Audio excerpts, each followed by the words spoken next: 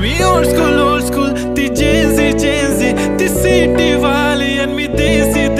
तरी इगो तिला जरा भी नाही मनामध्ये खराबी नाही पॅपराझी तिच्या मागे डेली क्रेझी तरी वाय सो शाय सुंदरी तुझं नाव काय आहे तुझं गाव काय आहे ग